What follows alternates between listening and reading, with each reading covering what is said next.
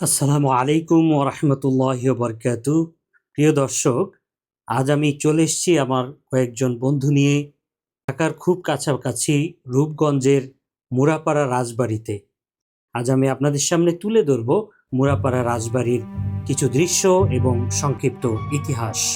মুরাপাড়া রাজবাড়ি নারায়ণগঞ্জ জেলার অন্তর্গত রূপগঞ্জ জেলায় অবস্থিত বাংলাদেশের অন্যতম একটি প্রত্নতাত্ত্বিক নিদর্শন ও শতবর্ষী জমিদার বাড়ি। এটি উপজেলার মুরাপাড়া নামক গ্রামে অবস্থিত। বাংলাদেশের রাজধানী শহর ঢাকা থেকে সড়ক পথে এর দূরত্ব প্রায় 18 কিলোমিটার। স্থানীয়রা একে মাঠের ঘাট জমিদার বাড়ি বলেও অভিহিত করেন। মুরাপাড়া রাজবাড়িটি ৬২ বিঘা জমির ওপর প্রতিষ্ঠিত। এই জমিদার বাড়িটি তৈরি করেন বাবু রামরতন ব্যানার্জি, যিনি এ অঞ্চলে মুরাপাড়া জমিদারি প্রতিষ্ঠা করেছিলেন। এরপর তার কয়েকজন বংশধর কর্তৃক প্রাসাদটি সংস্কার ও সম্প্রসারণ করা হয়।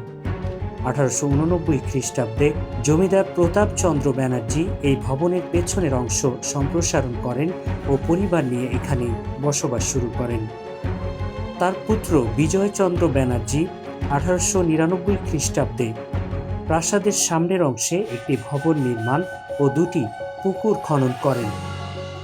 ১৯০৯ খ্রিস্টাব্দে তার দুই পুত্র জগদীশ চন্দ্র ব্যানার্জি ও আশুতোষ চন্দ্র ব্যানার্জি কর্তৃক প্রাসাদের দোতলার কাজ সম্পন্ন হয়।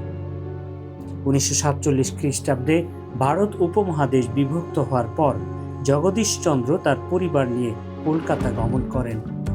এরপর থেকে বাড়িটি পরিত্যক্ত অবস্থায় ছিল। ১৮৪৮ খ্রিস্টাব্দে তৎকালীন পাকিস্তান সরকার বাড়িটি দখল নেয় এবং এখানে হাসপাতাল ও কিশোরী সংশোধন কেন্দ্রের কার্যক্রম শুরু করে। ১৯৬৬ খ্রিস্টাব্দে এখানে স্কুল ও কলেজের কার্যক্রম পরিচালনা করা হতো। বাংলাদেশ স্বাধীন হওয়ার পর ১৯৮৬ খ্রিস্টাব্দে বাংলাদেশ প্রত্নতত্ত্ব অধিদপ্তর বাড়িটির দায়িত্ব গ্রহণ করে সেটিকে প্রত্নতাত্ত্বিক স্থাপনা হিসেবে তালিকাভুক্ত করে। বর্তমানে এটি সরকারি মুরাপাড়া কলেজ নামে পরিচিত। ইতল এই জমিদার বাড়িটিতে ৯৫টি কক্ষ রয়েছে সংলগ্ন দুটি পুকুর, বাড়ির সামনে একটি বৃহদাকার পুকুর, পেছন ভাগে মোটামুটি বড়, সামনেরটা থেকে কিছুটা ছোট আরেকটি পুকুর। এছাড়াও পুরো জমিদার বাড়িটিতে রয়েছে বেশ কিছু নাচ ঘর, আস্তাবল, মন্দির, ভান্ডার ও কাচারি ঘর। মন্দিরের ওপরের চূড়াটি প্রায় ৩০০ ফুট উঁচু। মূল প্রাসাদের প্রবেশের পথে রয়েছে বেশ বড় একটি ফটক। একটি আম বাগানও আছে জমিদার বাড়ির পাশে। দুটি পুরনো মাঠ রয়েছে প্রধান সড়কের পাশে।